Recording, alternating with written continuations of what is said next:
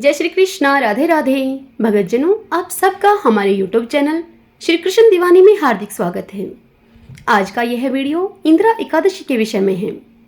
इस बार इंदिरा एकादशी व्रत 21 सितंबर 2022 बुधवार के दिन मनाया जा रहा है। पौराणिक शास्त्रों के अनुसार पितृपक्ष के दौरान आने वाली इंदिरा एकादशी का बहुत अधिक महत्व माना गया है। धार्मिक मान्यताओं के अनुसार पितरों की आत्मा की शांति एवं उनके उद्धार के लिए यह एकादशी बहुत फलदायी मानी जाती है। अतः इसी उद्देश्य की पूर्ति के लिए अश्विन माह के कृष्ण पक्ष में आ रही एकादशी की तिथि पर इंदिरा एकादशी का यह व्रत रखा जाता है। इस दिन शालिग्राम जी की मूर्ति का पूजन करने, ब्राह्मणों को भोजन करवाने तथा पितरों का तर्पण करने का विशेष महत्व है। आज के इस वीडियो में मैं आपको इंदिरा एकादशी की व्रत कथा, पूजन का शुभ मुहूर्त, पारण का शुभ मुहूर्त और इस एकादशी के दिन कौन से वह उपाय हैं जो इस दिन करने से पितरों को मोक्ष की प्राप्ति होती है और करने वाले को पुण्य फल की प्राप्ति होती है, यह सब जानेंगे आज की इस वीडियो में।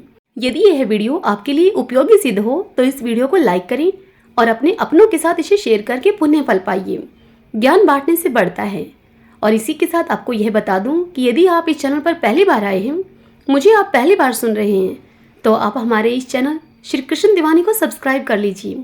बेल आइकन का बटन भी दबा लीजिएगा ताकि आपको हमारे आने वाले नए वीडियोस की सभी जानकारी सबसे पहले मिल सके। तो आइए वीडियो को शुरू करते हैं।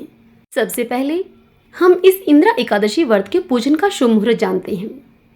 इंदिरा एकादशी का व्रत 21 सितंबर 2022 को बुधवार के दिन रखा जाएगा। इस इंदिरा एकादशी व्रत की तिथि का प्रारंभ होगा मंगलवार 20 सितंबर 2022 को रात्रि में 9:26 से और एकादशी की तिथि का समापन होगा बुधवार के दिन 21 सितंबर 2022 को रात को 11:34 पर। यह तिथि समाप्त हो जाएगी। इस एकादशी के व्रत का पारण का शुभ समय रहेगा गुरुवार 22 सितंबर 2022 को सुबह 6:09 से सुबह 8:35 तक। इस व्रत का आप पारण अवश्य कर लें। भगतजनों, इंदिरा एकादशी व्रत पर भगवान विष्णु की पूजा उपासना करने से पितरों की आत्मा को शांति और मुक्ति मिलती है। इंदिरा एकादशी पर अगर 5 खास उपाय कर लिए जाएं, तो जीवन के सारे संकट, सारी समस्याएं दूर हो जाती हैं। यहाँ तक कि पितृदोष के कारण घर में आ रही परेशानियों का भी अंत हो जाता है। आइए अब जानते हैं वह 5 उपाय कौन से हैं। इस दिन सुबह स्नान करने के बाद व्रत का संकल्प लेने और भगवान विष्णु का पूजन करने से सारी समस्याएं खत्म हो जाती हैं। श्राद्ध पक्ष में आने वाली इंदिरा एकादशी के दिन इन 5 खास उपायों को करना बहुत ही फलदायी माना जाता है।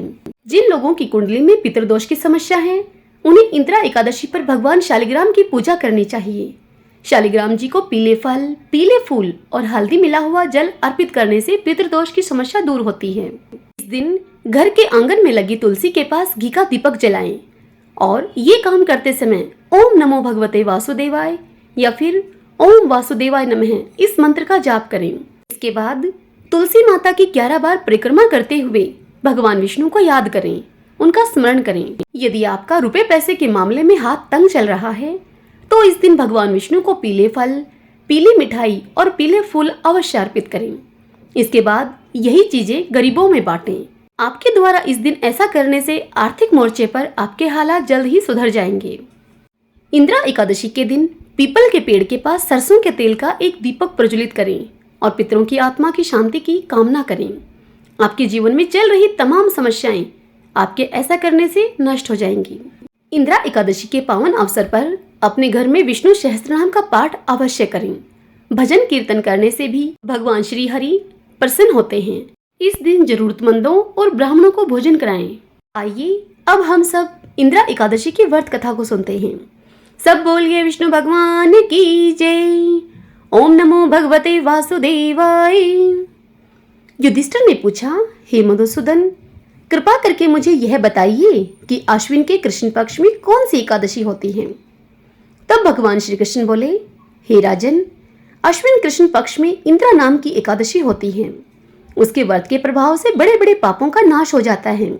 नीच योनि में पड़े हुए पितरों को भी यह एकादशी सद्गति देती है।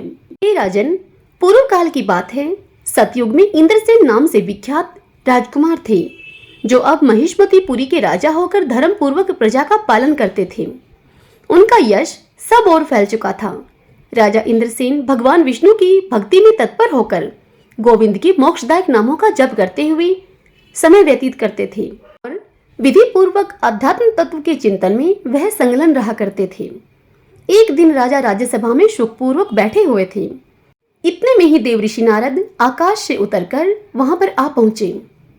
नारद जी को आया हुआ देखकर राजा हाथ जोड़कर खड़े हो गए और विधि पूर्वक पूजन करके उन्हें आसन पर बिठाया। इसके बाद वे इस प्रकार उनसे बोले। राजा बोले, हे मुनिश्रेष्ठ नारद जी, आपकी कृपा से मेरी सर्वथा कुशल है। आज आपके दर्शन से मेरी संपूर्ण यज्ञ क्रियाएं सफल हो गई। हे देवऋषि, अपने आगमन का कारण बताकर मुझ पर आप कृपा करें।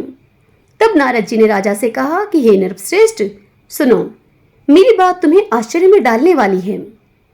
मैं ब्रह्मलोक से यमलोक में आया था। वहां पर एक श्रेष्ठ आसन पर मैं बैठा और यमराज ने मेरी भक्ति पूर्वक पूजा की। उस समय यमराज की सभा में मैंने तुम्हारे पिता को भी देखा था।